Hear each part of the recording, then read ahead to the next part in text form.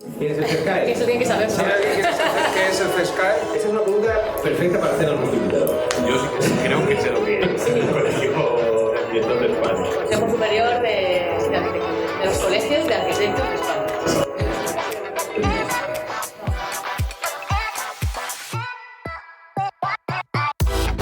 La condición de solar. Encuentro de estudiantes con la profesión. Un podcast del Colegio Territorial de Arquitectos de Alicante.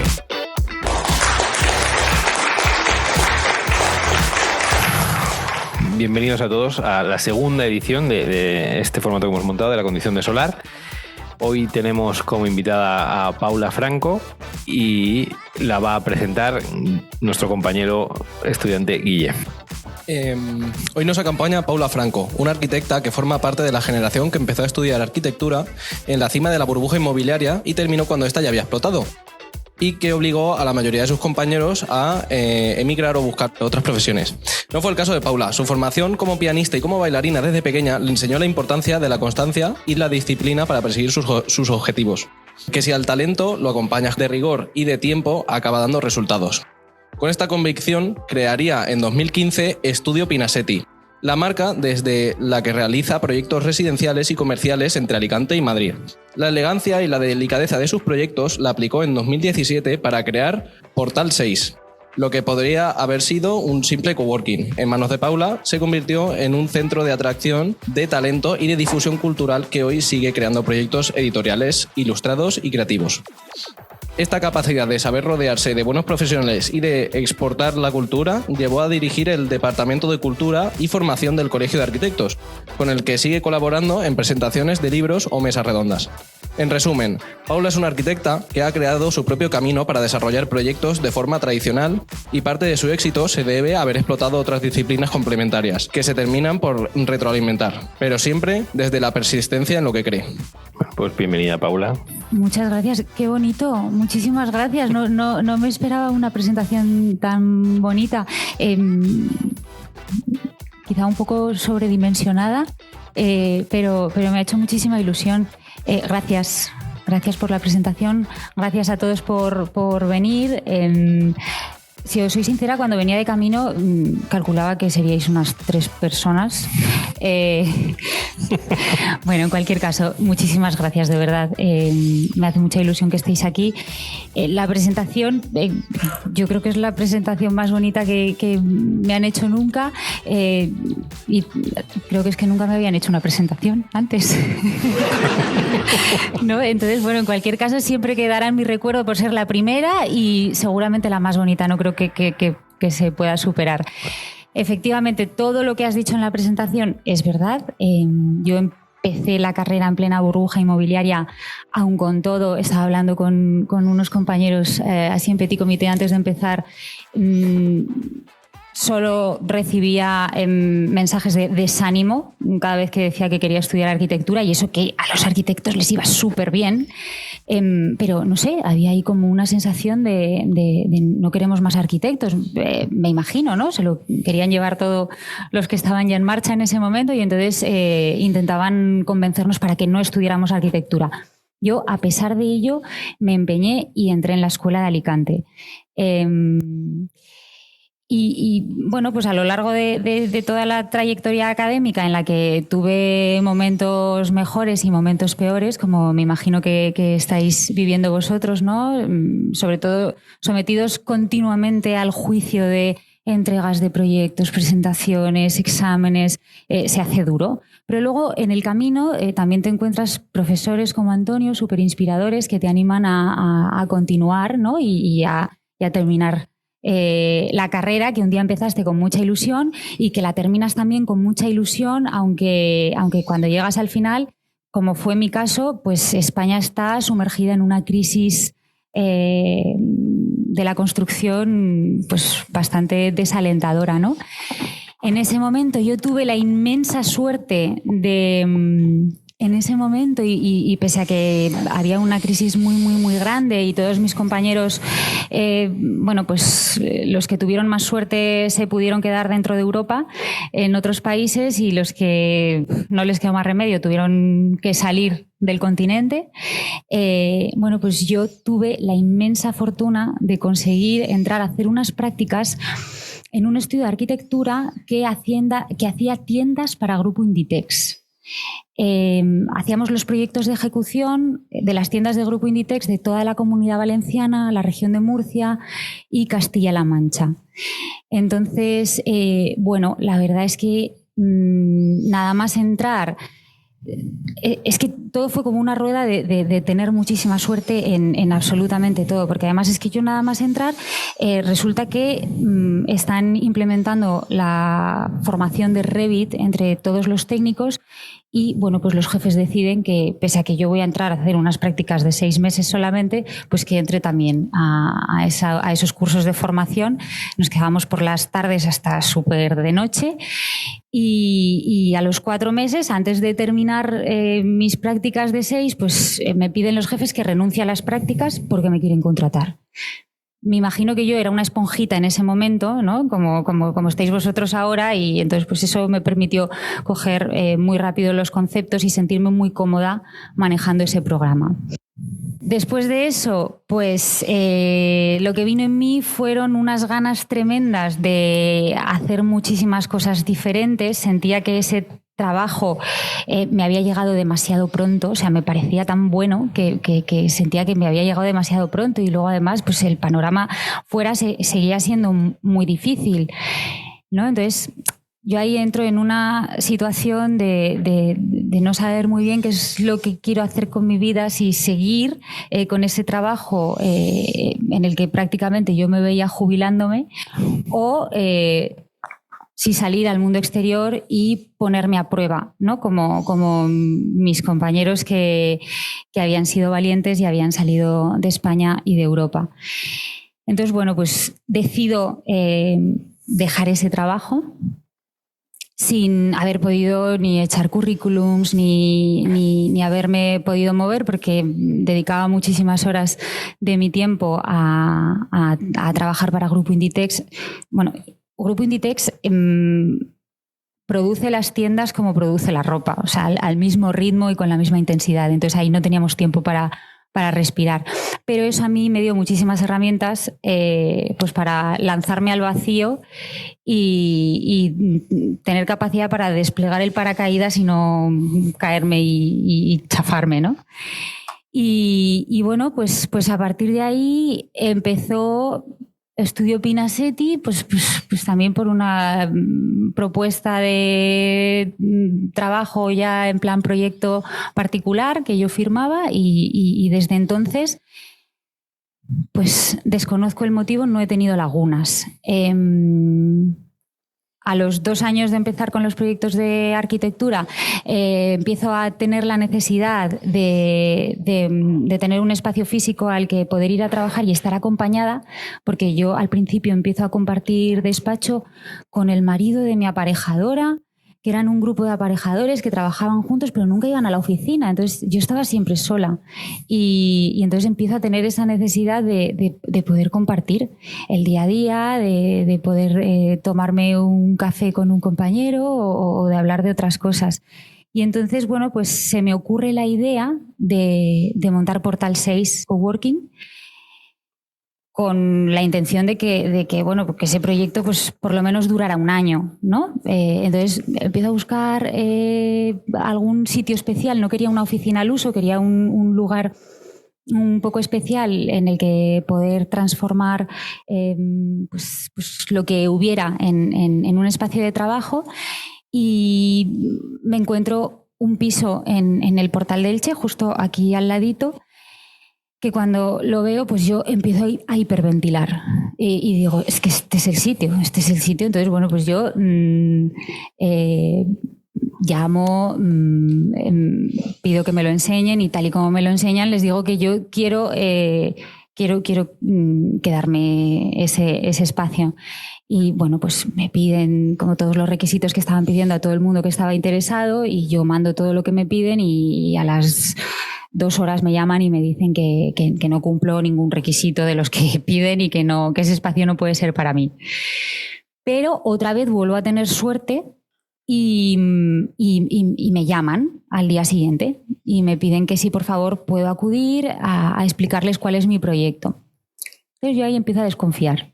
Digo, esta gente lo que quiere es que yo les cuente mi idea para ponerla a ellos en marcha, ¿no? Entonces, bueno, yo otra vez me vuelvo a tirar, salto al vacío, despliego mi paracaídas y les cuento que lo que quiero montar es un estudio de arquitectura en el que no solo van a trabajar arquitectos, va a trabajar más gente.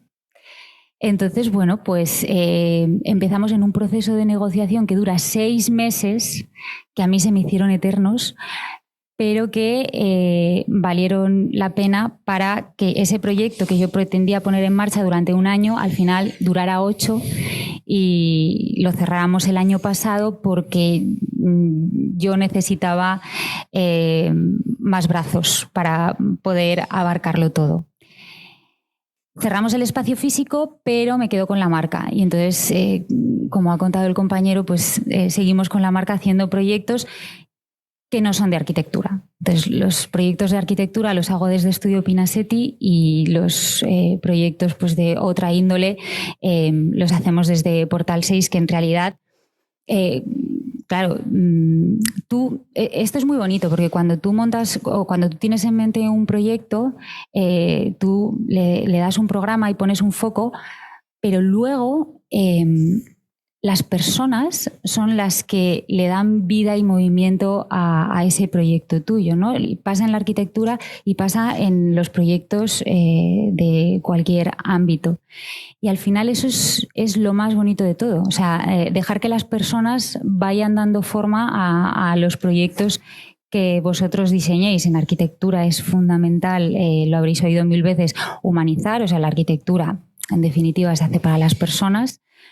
Pero cuando tú eso lo trasladas a otros ámbitos y haces otros proyectos siempre enfocados a las personas y poniendo en el foco central a las personas, es que todo sale bien. O sea, todo funciona y todo te devuelve mucho más de lo que tú has puesto.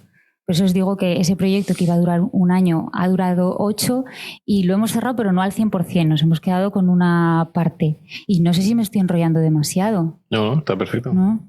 Sí, no sé, puedo seguir contando más cosas, pero yo quiero que me preguntéis, quiero que os sintáis cómodos también, que no os dé vergüenza, preguntarme cualquier cosa, de verdad. Yo quería preguntar, porque, a ver, en base justo a lo que acabas de decir, me da curiosidad cuál crees que es el mayor escalón que has tenido desde que empezaste la carrera. Claro, dices que te enfrentaste a una mala época, justo nada más empezarla, y todo lo que ha concurrido una vez has empezado. ¿Cuál crees que ha sido el mayor reto? Pues, a ver, yo creo que el mayor reto para mí ha sido sacarme la carrera de arquitectura, sinceramente. O sea, yo a día de hoy todavía sueño que no he terminado la carrera. Hace un mes, o sea, tú también, Antonio.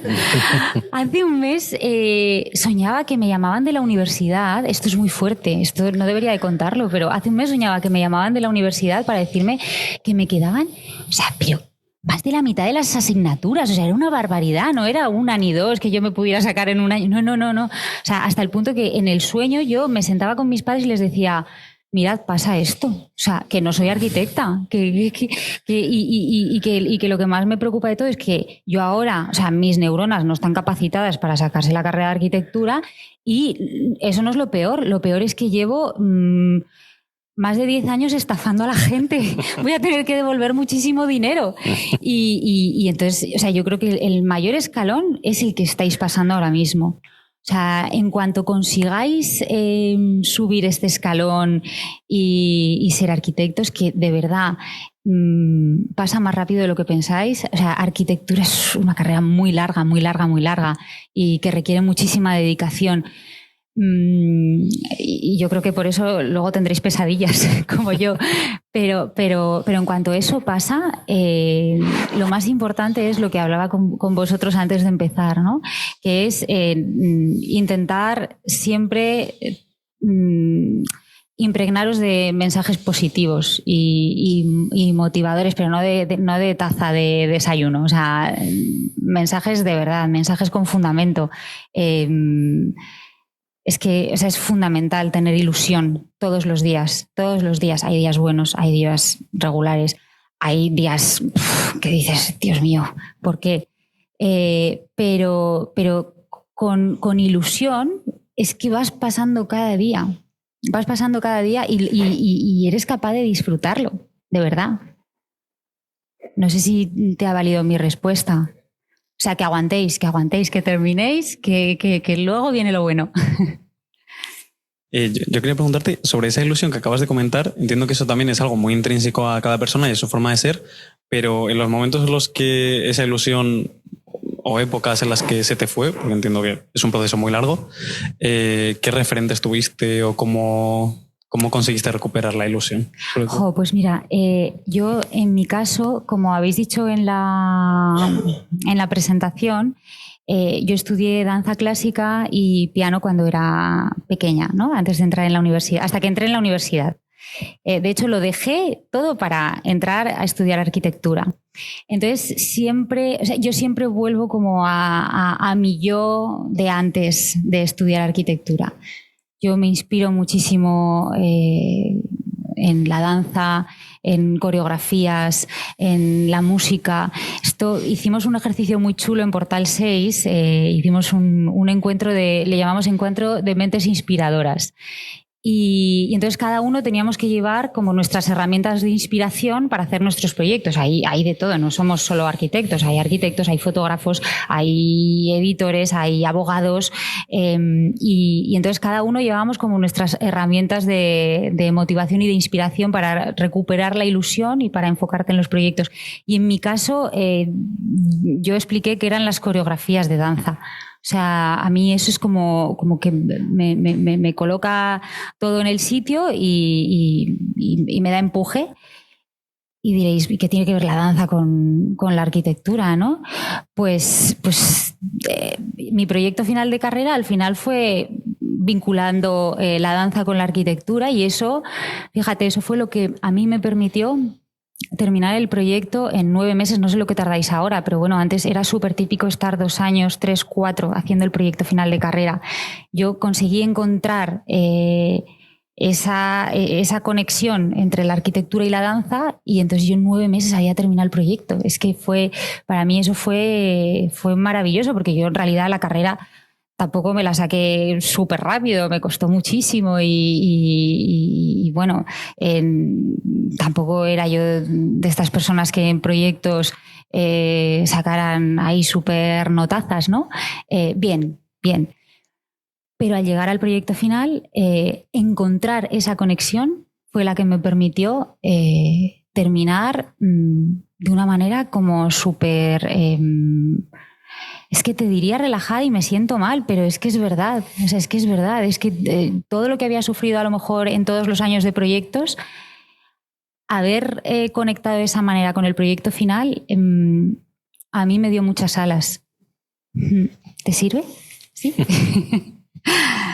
Bueno, a mí me ha interesado mucho la parte que has dicho que te sorprendió bastante, o sea, que no te creas el trabajo que te habían dado de Inditex. Y mi pregunta es, ¿crees que hay habilidades que te han hecho falta a la hora de ejercer como arquitecta que no se enseña en la universidad? A ver, sí, bastantes. La gestión con los ayuntamientos. La gestión con los ayuntamientos es algo que no se explica en la carrera y es tremenda, porque además es que cada ayuntamiento es un mundo completamente diferente. O sea, no tiene nada que ver. O sea, vas a un ayuntamiento y luego vas al del pueblo de al lado y es que todo cambia, ¿no? Entonces, pues la gestión con los ayuntamientos, el trato con el cliente, pero sobre todo, porque el trato con el cliente luego, eso no te queda más remedio que ir aprendiéndolo, pero en arquitectura y en medicina y en cualquier carrera que hagas. pero sobre todo la gestión con los ayuntamientos, pero es que es algo que no terminas de aprender. O sea, no... Que a lo mejor algunas pinceladas nos podrían dar en la carrera para que no nos impresionara tanto, ¿no? La primera vez que te topas con un ayuntamiento. Sí, pero bueno, también entiendo que es que sería una formación que tendría que venir a dar el arquitecto municipal de cada pueblo y que seguramente es muy difícil. Pero por lo demás, estudiáis todos en Alicante, ¿verdad? A ver, en Alicante hay una cosa muy buena y es que yo creo que salimos con muchas herramientas que fuera de Alicante a lo mejor no se entienden, ¿no? Porque se consideran que no tienen nada que ver con la profesión, pero que te permiten hacer muchísimas cosas.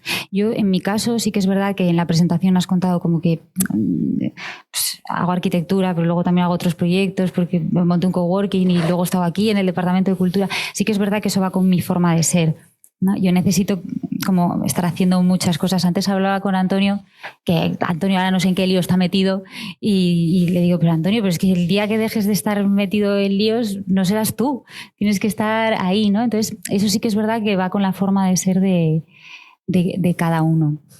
Paula, que nos cuentes un poco estos proyectos que hacías con Portal 6, cómo se incorpora la arquitectura o más que nada un pantallazo general de esas obras, de qué se tratan y demás. Pues mira, Portal 6 nace como un espacio de trabajo en un piso muy especial en el centro de Alicante, con los suelos hidráulicos, los techos altos, molduras, y con una condición impuesta por la propiedad, que era que no se podían hacer obras, ¿no? Yo creo que ese fue el motivo principal por el que al final me cogieron a mí, porque todo el mundo que estaba interesado quería hacer obras, era un piso muy antiguo, y yo desde el primer momento dije, yo no quiero hacer obras, o sea, yo quiero el piso tal y como está para ponerlo bonito, por así decirlo, ¿no? Y entonces ahí mi ejercicio como arquitecta estuvo enfocado sobre todo en intentar generar espacios muy flexibles. O sea, yo desde el principio ya tenía la idea de que no fuera solamente un espacio de trabajo, que se pudieran hacer más cosas. La verdad es que no me esperaba que luego fueran a suceder tantas cosas como sucedieron, pues, desde rodajes de videoclips hasta shootings de moda, markets navideños, muchísimas cosas, ¿no? Pasaron ahí que desde luego no me esperaba. Pero sí que es verdad que esa idea inicial mía de que el espacio fuera muy flexible y se pudiera convertir en distintas cosas nos permitió que pasaran tantísimos proyectos por ahí y tener la capacidad de poder adaptarnos en cada momento a cada uno de ellos, ¿no? Entonces, sí que es verdad que o sea, para mí es el proyecto más yo que he hecho hasta el momento. Al final, en arquitectura trabajo para clientes y hago lo que el cliente me pide, ¿no? Aquí mi cliente era yo misma.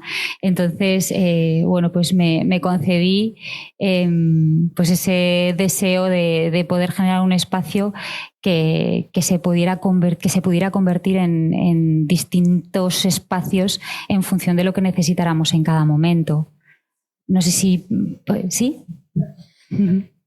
Bueno, a mí me interesa sobre todo cuál fue tu primer encargo y cómo te llega, ¿no? ¿Cómo es ese primer paso de manera tuya individual? ¿Cómo tu primer encargo y de qué manera te llega a ti?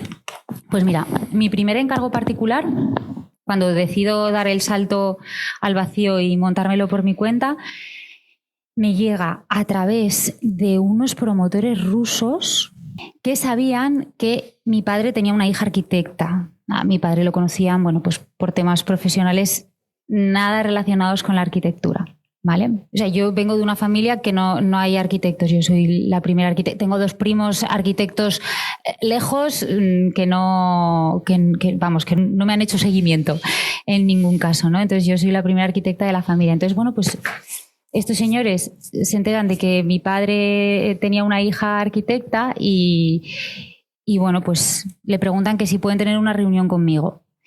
Y el encargo era una vivienda unifamiliar es que me da hasta vergüenza decirlo, de 800 metros cuadrados en el Albir, al lado del Shah Wellness, el centro de la clínica esta donde vienen los famosos.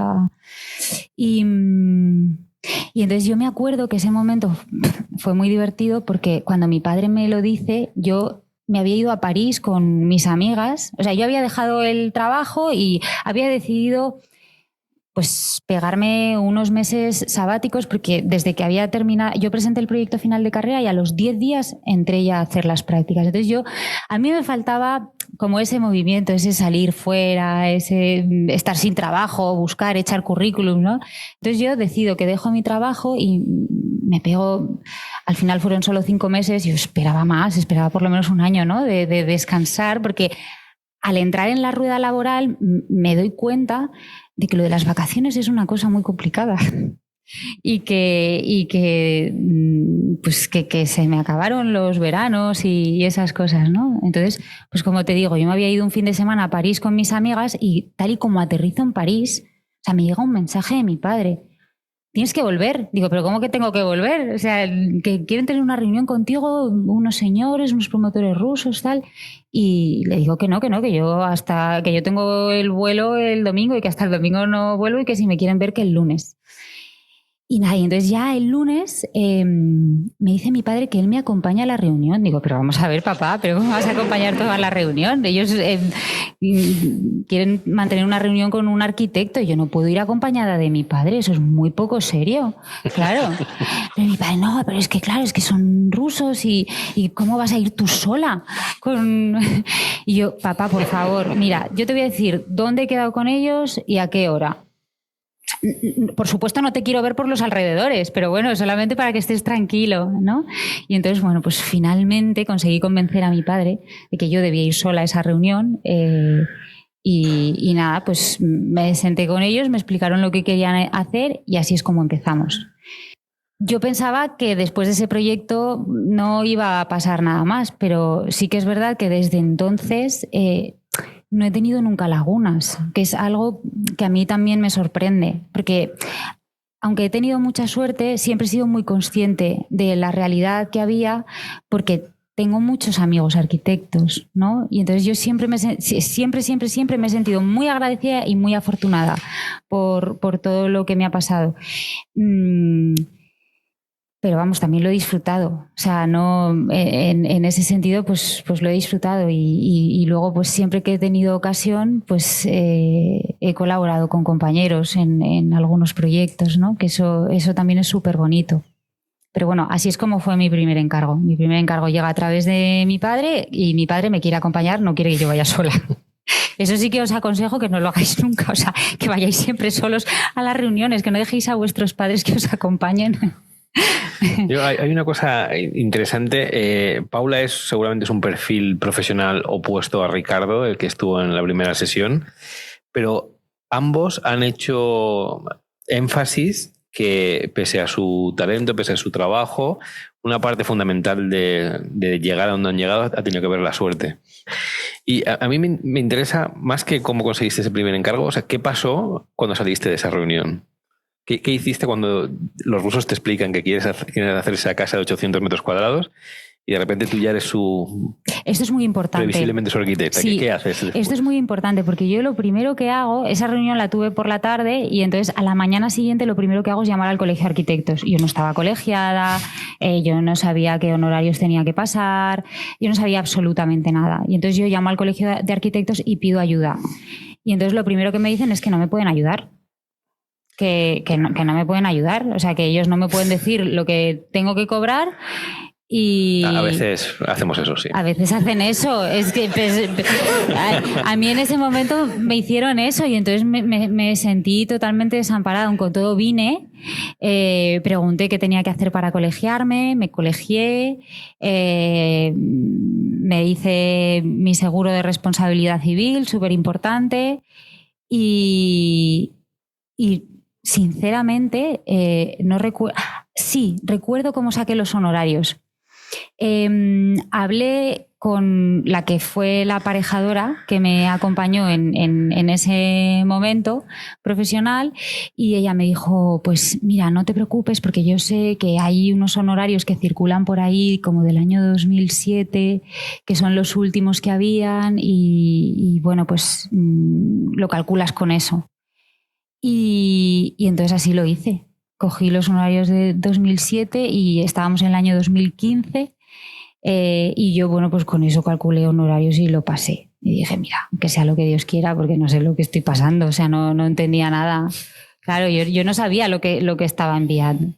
Entonces, bueno, parece que no les pareció mal y aceptaron y me contrataron. Luego me enteré que en realidad me habían contratado porque consideraban que mi padre era buena persona y pensaban que su hija también tenía que ser buena persona y que no les iba a dejar tirados como otros arquitectos con los que habían trabajado anteriormente y como que se iban a sentir respaldados. Es verdad, o sea, en ese sentido, antes os hablaba de que las personas son muy importantes en los proyectos, en dar vida a los proyectos, pero es que realmente, o sea, no solamente a la hora de ejecutar un proyecto pensando en el final del proyecto y en quién va a usar ese proyecto, sino que las personas son muy importantes en todas las fases. En todas las fases y en todos los ámbitos de vuestra vida. Entonces, para mí sí que es verdad que es súper importante que toda la gente con la que trabajo esté a gusto y esté cómoda.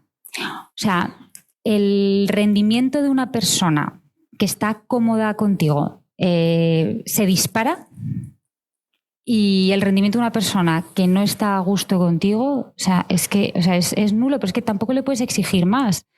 Entonces, en eso yo siempre hago mucho hincapié y no soy nadie para dar consejos, pero creo que sí que es importante, y es que tengáis siempre presente que los proyectos que hagáis van a necesitar de muchas personas, no solamente de vosotros mismos o de vuestro cliente. Es que luego, por en medio, os vais a encontrar a muchísimas personas que son súper importantes para ejecutar ese proyecto o para tramitar una gestión en un ayuntamiento o para dar de alta cualquier cosa del seguro. Entonces, eso sí que es importante, que cuidéis mucho a todas las personas que tengáis alrededor, pero no solamente a nivel profesional, o sea, a todos los niveles. Eso te da mucha fuerza también para continuar y mucho empuje, porque al final cuando tú te rodeas de buenas personas, o sea, para rodearte de buenas personas tú tienes que ser buena persona, ¿no? Entonces, al final, todo eso se va retroalimentando y entonces es cuando las cosas salen bien. Si no, es que es imposible. O sea, siempre que de repente te encuentras a alguien que no quiere entrar en esa rueda de ser buena persona, las cosas se acaban saliendo mal. Y eso también tenéis que ser capaces de detectarlo. Que es muy importante tener activado el radar, ¿no? de con quién os movéis en cada momento, y que seáis sobre todo buenas personas, al margen de que profesionalmente podamos ser mejores o peores arquitectos o hagamos mejores proyectos o bueno, peores no, porque al final el código técnico siempre te exige, ¿no?, que cumplas unos mínimos. Pero yo me acuerdo que mi abuelo me dijo una vez una cosa que me quedé así como... Me sentí un poco mal, pero luego con el tiempo lo he visto de otra manera. Y es que un día me dijo, Paula, yo no sé si serás buena o mala arquitecta en el futuro. Mi abuelo no me vio terminar la carrera, pero sí que me vio estudiarla. No sé si serás buena o mala arquitecta en el futuro. Lo único que sé es que lo vas a hacer todo siempre con mucho cuidado y mucho cariño. Y es verdad. Es verdad, o sea, no tengo una trayectoria relevante como arquitecta, ni me han dado nunca ningún premio, ni he ganado ningún concurso. El único concurso que he ganado en mi vida fue el de tarjetas navideñas de mi colegio con 10 años. Pero bueno, al final supongo que eso, que hacer las cosas con cariño y con cuidado, pues te permite, pues, por ejemplo, hoy estar aquí rodeada de todos vosotros en una tarde pues que no me lo esperaba ni por lo más remoto. Y no sé, ¿qué más? ¿Se oye? Vale, gracias. Bueno, seguramente esta pregunta está relacionada un poco con lo que ya ha preguntado el compañero del primer proyecto y cómo te llega, pero mi pregunta también es un poco el paso de hacer tu propio estudio. ¿Crees que nos podrías dar algún consejo de cómo hacerlo o si has encontrado algunos obstáculos bastante notables que creas que nos puedan ayudar a cómo empezar a crear tu propio estudio? A ver, obstáculos todos. Obstáculos me los he encontrado todos porque están ahí. Además, están estratégicamente colocados para que tú por lo menos te encuentres uno al día. ¿Vale? Cada día de tu vida te encuentres un obstáculo. Entonces, eso me los he encontrado todos. ¿Qué consejos puedo dar para montar vuestro propio estudio de arquitectura? A ver, es que eso es muy difícil, porque además a mí nadie me dio ningún consejo y yo creo que fue lo mejor que me pasó, que nadie me diera ningún consejo y no escuchar los mensajes negativos que recibía de no te montes seas loca. Mira, me acuerdo cuando tomé la decisión de dejar el trabajo en el estudio que hacíamos los proyectos de ejecución de las tiendas de Grupo Inditex, me acuerdo que cuando yo doy esa noticia, o sea, mi familia me empieza a llamar loca, pero ¿qué haces? Pero si no hay trabajo, pero ¿qué estás haciendo? Pero, oye, pues yo seguí para adelante, loca, a contracorriente. Eso también es un buen consejo, ir a contracorriente. O sea, cuando todo el mundo va hacia un lado, tú hacia el otro. Entonces eso sí que es verdad que es algo que yo he hecho, ir a contracorriente de lo que esperaba la sociedad de mí como arquitecta y a contracorriente de lo que esperaba mi familia de mí también como arquitecta, ¿no? Recuerdo esa fue la primera, ¿no? La de dejar el despacho en el que trabajaba, y la segunda fue la de voy a montar un espacio coworking. Pero tú has hecho números, pero tú estás loca otra vez. O sea, un espacio coworking, nadie entendía nada. Tengo un tío que es notario y mi tío el notario me decía, es que yo eso del coworking, es que no lo entiendo.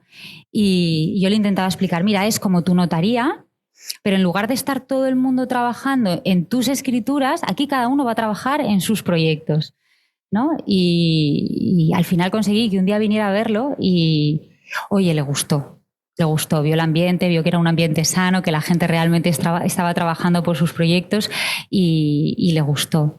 Entonces, consejos: que no vayáis hacia donde va todo el mundo, porque entonces las oportunidades son mucho menores, hay más competencia.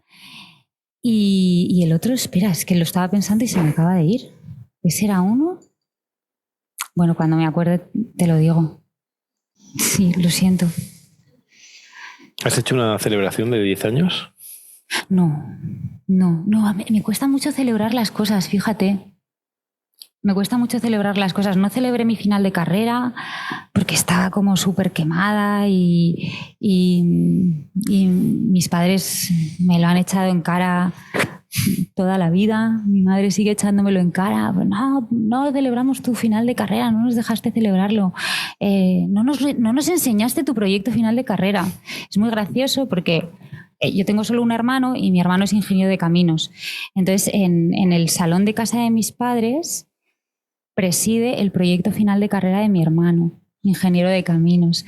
Entonces, siempre que viene alguien a casa, mi madre saca súper orgullosa el proyecto de su hijo, ¿no? Pero es que la primera vez que fue mi marido a casa de mis padres, mi madre le sacó el proyecto final de carrera de mi hermano. Y claro, o sea, no entendía nada, y yo le expliqué que en mi casa pues pasa eso, ¿no? Mi hermano es el que celebra y yo la que no celebra nada. No sé, no he celebrado los 10 años. Aquí creo que a los 25 te dan una medalla, pero no sé si llegaré. No sé si llegaré a... Tú no viniste. Yo no creo, no sé si llegaré, ¿eh? No, estaba en celebración familiar alternativa. Muy bien. Luego tuve una entrega de medalla alternativa en la calle con el presidente y con el, y con el secretario. Qué bueno. Sí. Y pues en la línea que estamos hablando antes, ¿no? De cómo empezar estudio, si vos has dicho tú como de ir a contracorriente, ¿cómo fue tu nicho o cómo encontraste tú como tu rama de proyectos que tanto, que por un lado más te gustaban o te interesaban y que por otro lado te llegaban a ti? A ver, realmente me llegaban, ¿vale? No estaba yo en condiciones de elegir qué proyectos hacer y qué proyectos no hacer, y a día de hoy sigo sin poder estarlo. Sí que es verdad que conforme vas cumpliendo años en la profesión, pues hay cosas que vas decidiendo no hacer, pues porque por una cuestión práctica, ¿no? Esto no me sale rentable, me genera muchísimos quebraderos de cabeza y además tengo una responsabilidad enorme. O sea, esto es muy importante. Cuando firméis como arquitectos, yo muchas veces no, siempre les digo a mis clientes, sobre todo, a ver, cuando a lo mejor intentan hablar del precio del proyecto o de tus honorarios, que pocas veces pasan, porque, o sea, yo siempre intento que los clientes a mí, o sea, no vengan a mí porque he sido la que ha pasado el presupuesto más económico, ¿vale? Yo siempre prefiero que no me elijan porque no soy la más económica y que me elijan porque soy la que más confianza les da. Entonces, generalmente los proyectos que llegan a mí son de gente que realmente confía. El que no confía tú lo notas en la primera reunión, ¿eh? Y eso es súper fácil detectarlo y bueno, antes perdía el tiempo y sí pasaba propuesta económica, ahora ya no. O sea, cuando sabes que van a lo que van y que tú pues no estás dispuesto a bajar al rango que ellos te piden, pues oye, pues mira, es que lo mejor es ser sinceros desde el primer momento, ¿no? Pero yo muchas veces lo que les digo a los clientes es que yo no les cobro por el proyecto que les hago, que yo les cobro por la responsabilidad que tengo con el proyecto que les estoy haciendo, ¿no? Entonces, por ejemplo, me acuerdo de un encargo que me llegó hace unos años, que era un proyecto que ya estaba hecho, que lo había hecho otro arquitecto, pero no habían acabado bien con el arquitecto y bueno, ya como que se les había caducado la licencia, querían retomarlo, había que rehacer el proyecto y adaptarlo a la normativa. Pero bueno, sí que es verdad que el proyecto estaba hecho, solamente había que adaptarlo. Y entonces a mí ese cliente me pidió que fuera un poco benevolente con mis honorarios y que los bajara un poco. Y entonces yo le expliqué, o sea, que los bajara porque el proyecto, que ellos ya me traían un proyecto hecho. Entonces yo ahí les expliqué que es que yo no les cobraba por hacerles el proyecto. Eso era cortesía mía, el proyecto es cortesía mía. O sea, yo por lo que te cobro es por la responsabilidad que tengo por poner mi firma en tu proyecto. Entonces yo no te puedo bajar esos honorarios. Eso es muy importante también que lo tengáis en cuenta. O sea, vosotros mismos sois los que os tenéis que poner el valor económico como arquitectos. Y lo más importante es que lo hagáis desde el primer día. O sea, al principio cuesta, pues cómo calculo, cómo esto, cómo, ¿no? Pero cuanto antes lo hagáis, antes os va a funcionar. Si no, es ir dando tumbos que no te llevan a ningún lado. ¿Te vale? Gracias a ti. Y ahora que tú ya has alcanzado esta madurez profesional y tienes esa capacidad de saber lo que cuesta tu trabajo y la responsabilidad de más, comparándolo con ese primer encargo que hiciste un poco basándote en estas tablas que encontraste, ¿aquel primer presupuesto acertaste? ¿Te quedaste corta? ¿Te empezaste? Pues mira, yo creo que en ese momento acerté porque la cosa estaba muy mal. Estaba muy mal, entonces claro, o sea, esos honorarios de 2007 sobredimensionaban la situación de 2015. Entonces, claro, yo cuando lo pasé pensé, bueno, si esto me lo aceptan, flipo en colores. Y entonces, pues en ese caso, pero ya te digo, porque me basé en una cosa que había funcionado antes y no me moví de ahí. O sea, y sobre todo presentar con mucha seguridad tus honorarios. O sea, que el cliente no te vea... sobre todo, o sea, que no os vean dudar de lo que valéis vosotros mismos. Eso es súper, súper, súper importante. O sea, nadie os va a poner más en valor que vosotros mismos, pero es que ni siquiera vuestra familia. No sé si alguno tenéis familiares arquitectos o sois hijos de arquitectos. En ese caso, imagino que a lo mejor hay más apoyo, ¿no? Pero si vienes de la nada, como es mi caso, es que nadie te puede orientar. Nadie te puede orientar. Entonces, bueno, pues en ese momento acerté, pero... Pues porque yo creo que volví a tener suerte. Di con una aparejadora que tenía esos números y cuando hablo de la suerte, no quiero hablar de la suerte como algo superficial, sino como que realmente, o sea, no solamente consigue proyectos o consigue extender su trayectoria en el tiempo, alguien que gana muchísimos concursos y al que le dan muchísimos premios, sí, o sea, hay arquitectos que sí, que ganan premios, que ganan concursos, que se lo merecen, ¿no? Pero los que estamos a otro nivel, como es mi caso, también podemos vivir dignamente dentro de esta profesión. Y eso, pues también quiero que os quede claro, que salió un artículo hace ya un año, sobre una madre que hablaba de que su hija quería ser segundo violín de la orquesta. No quería ser primer violín, quería ser segundo violín. Y entonces esa madre escribía defendiendo la posición de su hija como segundo violín, ¿no? Decía, es que también es importante, ¿no? O sea, es que una orquesta también necesita un segundo violín y el mundo de la arquitectura necesita arquitectos de concurso y luego arquitectos de a pie de calle. Y al final, tanto los arquitectos de concurso como los de a pie de calle nos movemos pues por los mismos intereses y las mismas inquietudes.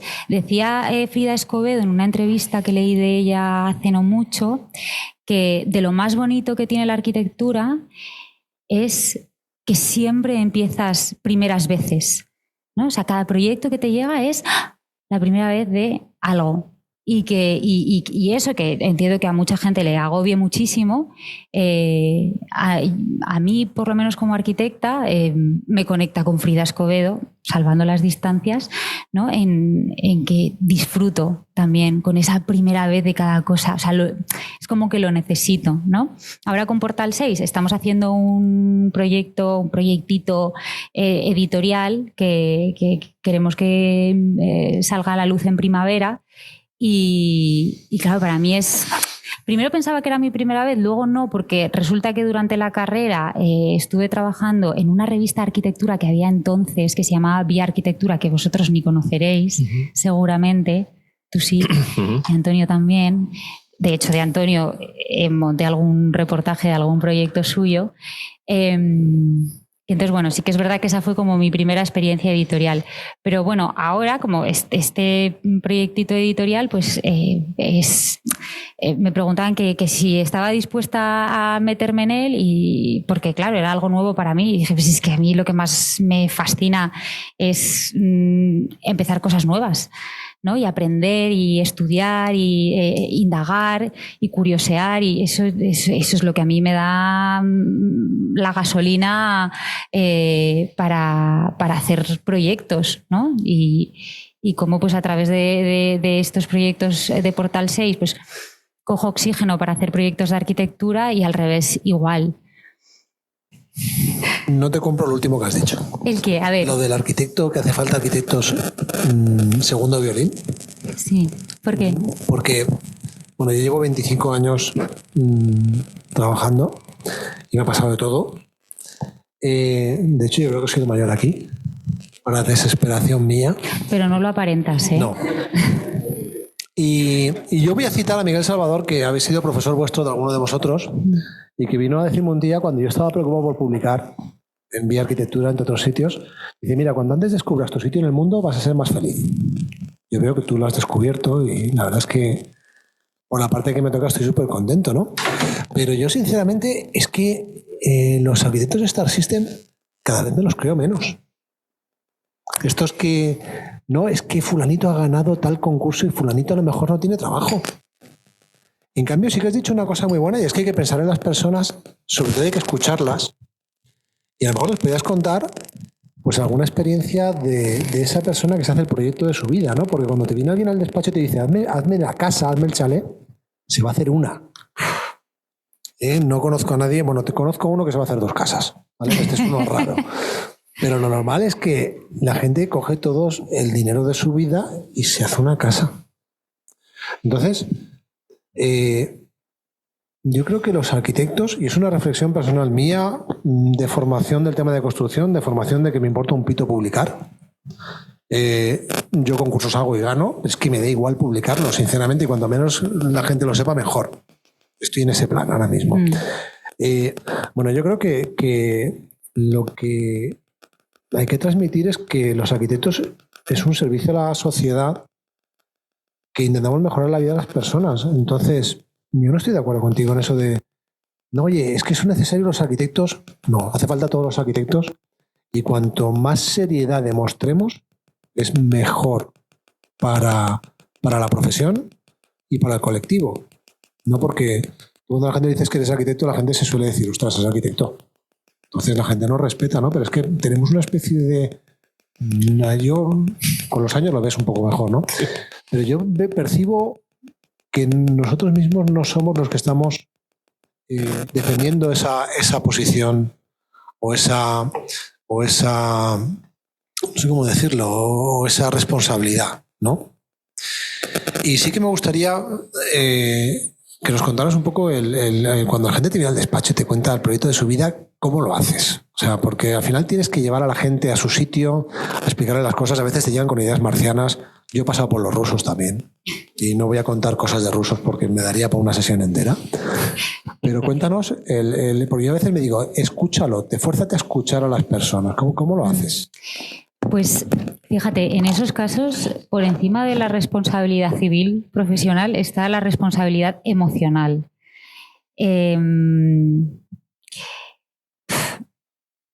Hay veces que te cuentan cosas que realmente tampoco necesitas para hacer un proyecto de arquitectura, porque demasiada intimidad están compartiendo contigo ya solamente por saber dónde van a tener colocada la ducha, el lavabo y el inodoro. O sea, a mí ya saber eso ya me parece como demasiado, ¿no?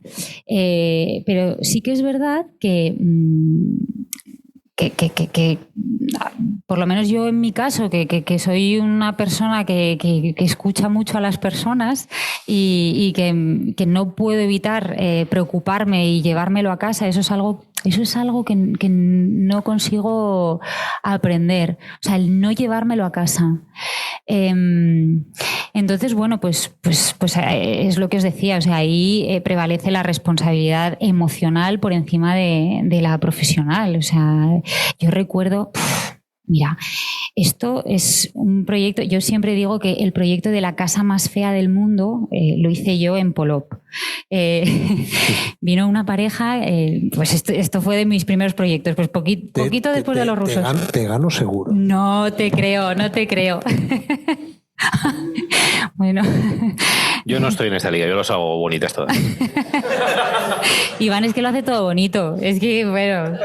¿Pero que tú no has hecho un váter al lado del otro en un dormitorio? No. Yo sí. Ole. ¿De mesita de noche? No, es un tío que quería un váter uno al lado del otro, sin cabina ni nada. No. Y luego tengo otra muy buena que se la he contado a estos que están en el máster, se la he contado de aquel ruso que quería un jacuzzi de oro. ¿Pero eso existe? Sí. Y solo dejó de crecer el jacuzzi cuando le pregunté que si quería meter a alguna persona más en el jacuzzi aparte de él y la mujer, con la mujer al lado. Entonces dijo que ya. Fuiste muy valiente, ¿eh? Sí. Por querer, no por hacer la pregunta, sino por querer escuchar la respuesta. Es que lo mataban si decía otra cosa. Madre mía. Pues sí, pues es que pasan cosas muy marcianas y esta pareja, pues vinieron con toda la ilusión del mundo a pedir una casa igual que la del suegro, que es que no podía ser más fea. Y el suegro, que no puso un duro, venía a hacer visitas de obra. Y claro, y yo le pedí a la aparejadora que por favor que le dijera primero que le prohibiera el acceso y segundo que si eso no podía ser, que por lo menos no viniera en bañador y chanclas. O sea, claro, o sea, por favor, pantalón largo, botas, casco. Este señor, pues claro, pues un día se cayó y se rompió el peroné en la obra y como le habíamos prohibido la entrada, le habíamos pedido que no viniera, le habíamos pedido que no viniera en bañador y chanclas, pues cuando nos enteramos que se había roto el peroné, yo pregunté que dónde se lo había roto y me dijeron que en su casa.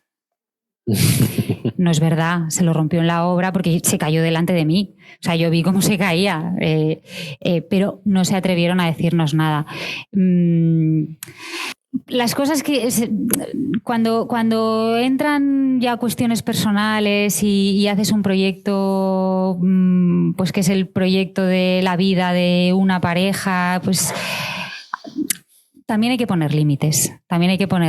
O sea, técnicos, por supuesto, pero también personales. O sea, sí que es verdad que esta obra pues a mí me pilló en mis inicios, entonces claro, no fui capaz de decirle a ese señor que no viniera nunca más a la obra, pero a día de hoy, por supuesto, tendría terminantemente prohibida la entrada. O sea, podría venir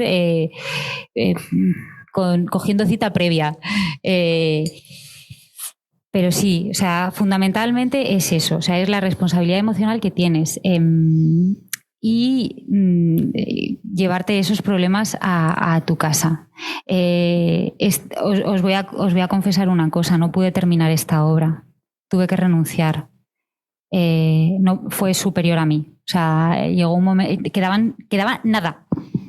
nada para terminar y no pude. Y antes lo hablaba con Antonio, o sea, tan importante es saber decirle que sí a un cliente como saber decirle que no. O sea, es súper importante. Y aquí ya no solamente... O sea, yo realmente renuncio a terminarles la obra por mi responsabilidad emocional, porque yo ya no podía más. Es la única vez que lo he hecho en 10 años. Pero luego me di cuenta que efectivamente, o sea, esa responsabilidad emocional también acarrea una responsabilidad civil profesional que es gorda. Entonces, es muy importante que sepáis protegeros también. O sea, que no perdáis la ilusión, pero que sepáis protegeros. O sea, por encima de todo está vuestra protección profesional y personal. Y eso es importante, ¿vale? Sí. Un poco al pasado, o sea, en esas primeras prácticas, ese primer trabajo profesional y demás, ¿cuánto tiempo estuviste y bajo qué, o sea, cómo decidiste irte? O sea, porque te abrumaba mucho no tener tiempo, como habías dicho, de las vacaciones y tal, o porque ya llegó un punto en donde te veías capacitada o con todas las herramientas que requería, la profesión, como para montarte un estudio más adelante, o fue eso que surgió y tu idea era luego encontrar otro trabajo en relación de dependencia, un poco ese momento como... Vale, para mí esa situación fue un poco loca porque yo realmente no sabía qué quería hacer después. O sea, yo lo que sentía en ese trabajo era que era tan maravilloso que me había llegado demasiado pronto. O sea, yo me veía jubilándome ahí dentro, ¿no? Y eso es lo que a mí me agobió. Yo sentía que a mí nunca me iban a despedir de ahí. Y cuando sientes eso, que es algo muy bonito y que en cierto modo pues te tiene que dar mucha paz, a mí no me la daba. A mí no me la daba porque yo sentía que me iba a perder muchas cosas de la profesión, de la vida en general, ¿no? Y para mí era un trabajo que me permitía estar en contacto con gente súper interesante, los proyectos que llegaban pues bueno, eran muy chulos. Son proyectos de interiorismo que tú tenías que ejecutar, ¿no? O sea, teníamos que preparar los proyectos de ejecución, entonces teníamos que revisar que cumpliera toda la normativa y luego preparar proyecto de ejecución y luego hacer todo el seguimiento de la obra, ¿no? Y realmente a mí lo que me agobió fue eso, que yo me veía jubilándome ahí con 65 años y que no iba a haber más cosas de la vida. Sí que es verdad que llegó un momento en el que a mí ya me permitían entrar en otros proyectos que hacían. En ese momento la implementación de Revit estaba en todo Grupo Inditex, entonces a mí me empezaron a meter en proyectos de un Zara en Austria, un Massimo Dutti en no sé dónde, ¿no? Y entonces ya trabajaba como con equipos internacionales de otros estudios y era muy guay. Pero yo sentía que me iba a perder muchas cosas, ¿no? Y sobre todo de ponerme yo a prueba de hasta dónde era capaz de llegar siguiendo mi intuición y siguiendo mi forma de hacer las cosas. Porque al final, o sea, cuando tú trabajas en un equipo, pues todos nos tenemos que adaptar, ¿no? Y fuera pasa lo mismo, todos nos tenemos que adaptar. Pero a mí me faltaban cosas, quizá a nivel más humano, más que, o sea, a nivel profesional tenía todas las herramientas y sin lugar a dudas eso fue lo que me dio alas para lanzarme al vacío. Sabía que no me caía con las herramientas que yo tenía o que había adquirido ahí dentro durante los 3 o 4 años que estuve. Pero me faltaban otras cosas. Me faltaban otras cosas. O sea, al final ahí me relacionaba fundamentalmente con técnicos, con arquitectos, con aparejadores, con ingenieros, con gremios en la obra. Pero me faltaban otras cosas. O sea, yo necesitaba conocer más gente, más mundo, más...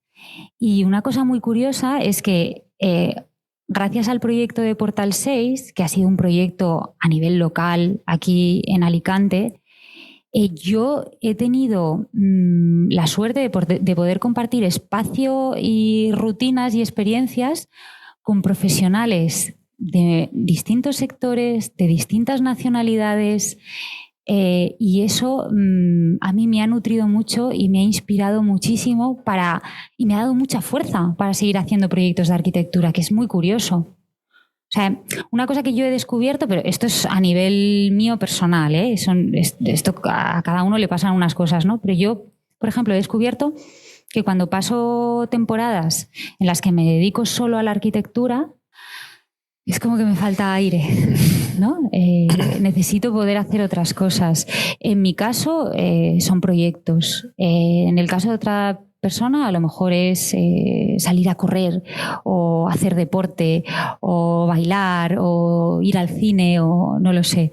Entonces, creo que eso también es importante. O sea, la arquitectura es una profesión muy demandante que exige muchísimas horas. No es que exija, o sea, cada proyecto puede llegar hasta el infinito. Tú tienes que ir poniendo topes y límites, ¿no?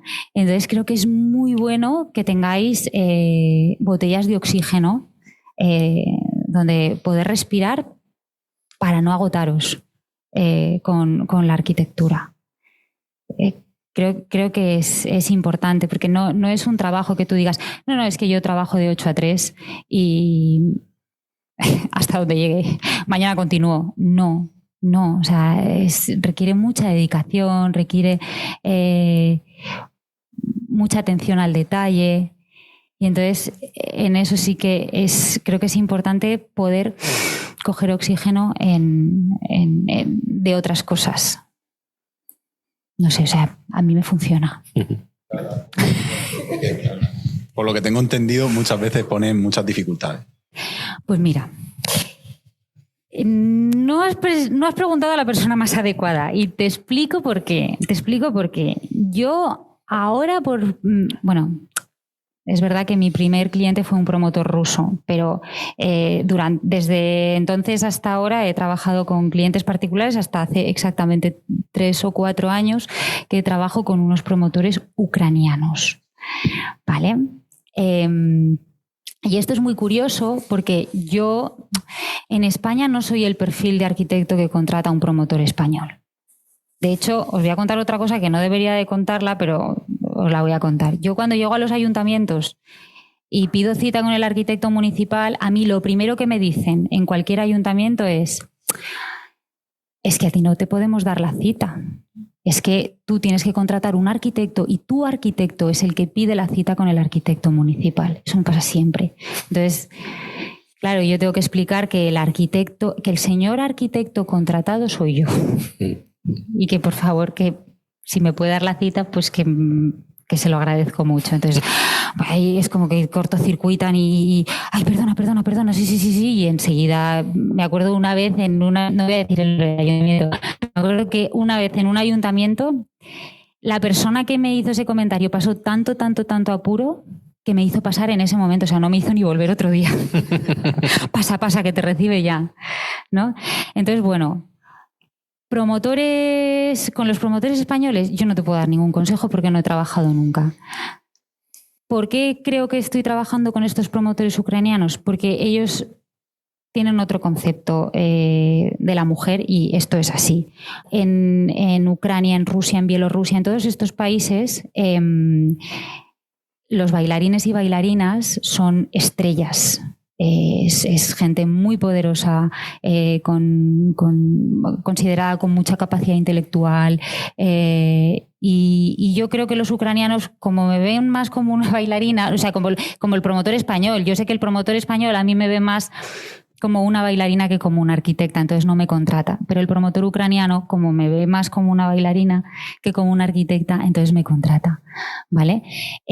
Pues no sé, pues he tenido suerte también de que estos promotores ucranianos llegaran aquí y les dieran mi referencia. O sea, no exactamente no acudí yo a ellos ni nada. O sea, ellos llegan a mí porque pues preguntan y alguien les habló bien y eso pasa. Es que eso luego al final pasa, ¿sabes? O sea, el primer contacto te llega porque alguien conoce a tu padre o a tu primo o a no sé quién o mi abuelo, que siempre decía cosas realmente magistrales. Me acuerdo que una vez me dijo: el primer proyecto de arquitectura te lo va a encargar tu abuelo y va a ser una caseta para el perro. Y si no se cae, entonces ya encargaremos más cosas, ¿no? Entonces, bueno, pues sí que es verdad que los primeros proyectos pues te los encarga gente que te conoce, pero luego de repente llega un día que te llaman por teléfono y que te están buscando. Y en mi caso, pues no es por haber salido en ninguna revista, pero creo que sí que ha sido por ser buena persona, por tratar bien a la gente y bueno, pues por encajar en esa primera reunión, porque tenía que ser. O sea, al final es que eso es así. No os tenéis que sentir mal cuando no salga un proyecto, cuando no salga algo que os hace mucha ilusión, y tampoco tenéis que subiros por las nubes cuando os hagan un reconocimiento y salga todo fantástico. O sea, a lo mejor es intentar mantener el equilibrio en todo momento, porque... Bueno, cuando os pasen cosas buenas no seáis como yo, celebrarlas. Ahí yo soy demasiado rígida, ¿no? Intento mantener como demasiado ese equilibrio para no venirme muy abajo cuando algo no me sale, porque también hay muchas cosas que no me salen como a todos. Pero lo que os digo, o sea, lo bueno celebradlo y lo malo, pues tampoco os volváis locos. O sea, hay muchos factores que intervienen, no solamente la capacidad profesional o el currículum o la suerte que tengáis, no sé. Yo es que soy bastante racional, no funciono mucho por energías, pero creo que sí que funcionan. O sea, hay algo ahí. Yo no os lo sé explicar porque ya os lo digo. O sea, yo soy súper racional, soy súper práctica, soy muy metódica, pero hay algo inexplicable que en mi caso os digo, pues es que he tenido suerte, pero bueno, pues a lo mejor es que de repente las piezas del puzzle en un momento dado encajan y es que tiene que ser. Y si no tiene que ser, no os lamentéis. Por algo no tiene que ser. Seguro que hay algo mejor que os espera o que eso iba a ser un desastre y alguien os está quitando del marrón.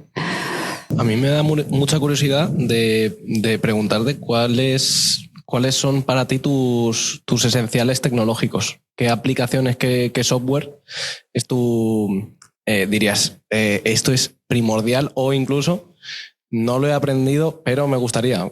Porque en la charla anterior, por ejemplo, tenemos a Ricardo, ¿era? A Ricardo, que Ricardo no sabía BIM y no se arrepentía, pero tampoco estaba muy orgulloso de decirlo. Ay, pues yo soy totalmente contraria a Ricardo. Yo trabajo con BIM.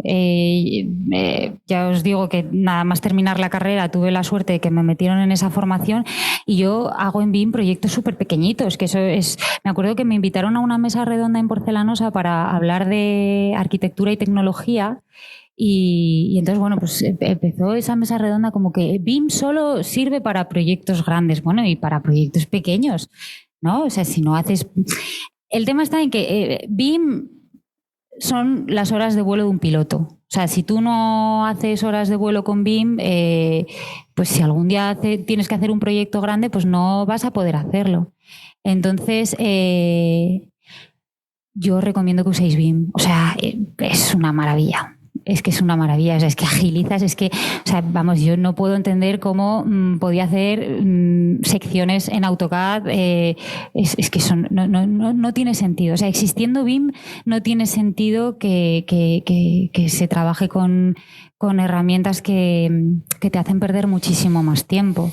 Es que, o sea, al final, es que lo que más valor tiene es el tiempo.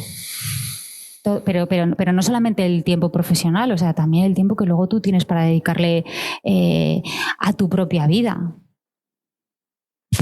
Trabajas desde cero en BIM, ¿no usas nada de AutoCAD? Nada. ¿Y otras aplicaciones o solo BIM?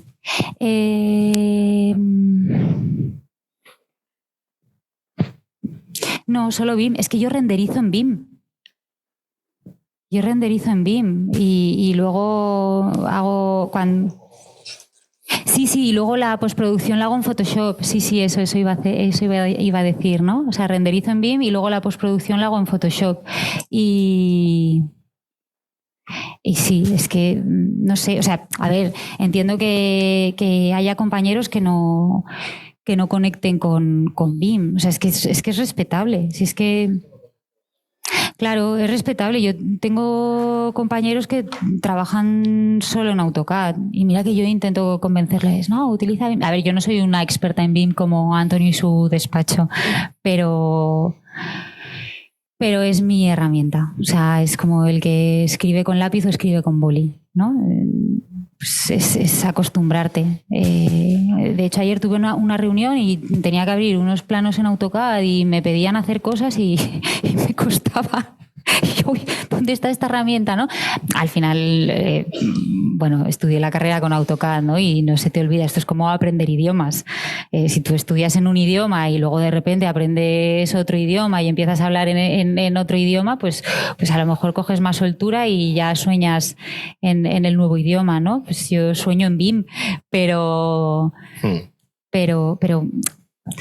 no, en realidad, o sea, yo os animo a que utilicéis BIM, por supuesto, porque es que facilita muchísimo el trabajo en todos los sentidos. Pero al final yo creo que lo mejor es que tú encuentres tus propias herramientas, o sea, con las que tú te sientas más cómodo. Yo me acuerdo cuando me dieron la formación de BIM, que eso era como una religión. O sea, eso era como, hay que usar BIM como, no sé, como ser de los mormones. Y a mí eso no me molaba nada. Y decía, no, o sea, yo por ahí no voy a entrar en BIM. O sea, a mí dejadme sola, dejadme que bucee yo por aquí dentro y si conecto bien y si no, no pasa nada, seguiré utilizando AutoCAD.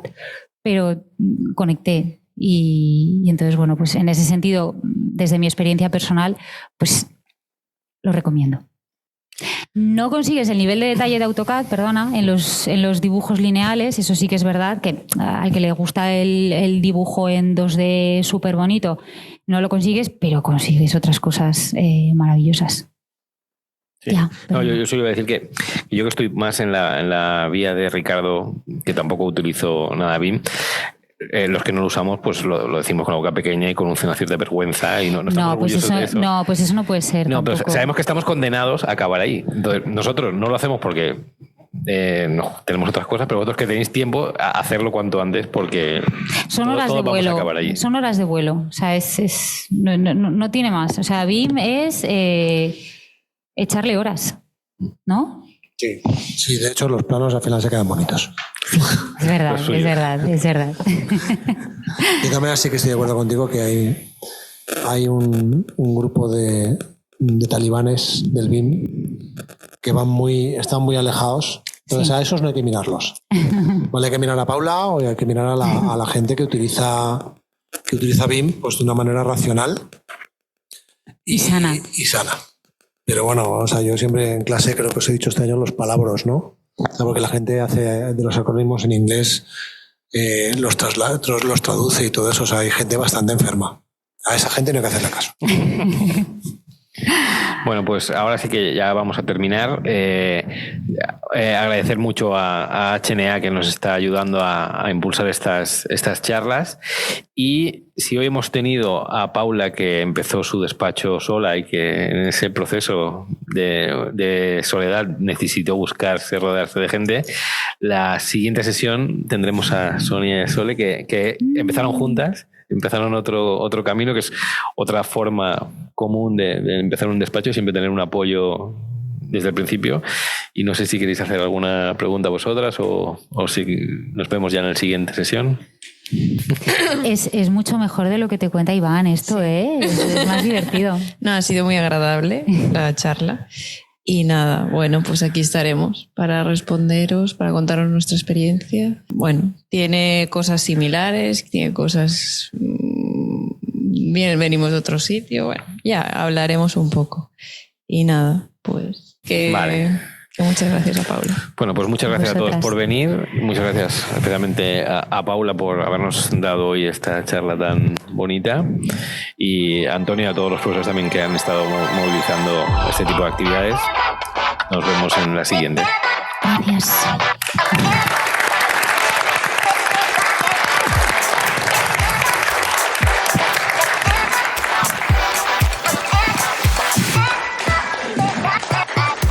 De Solar.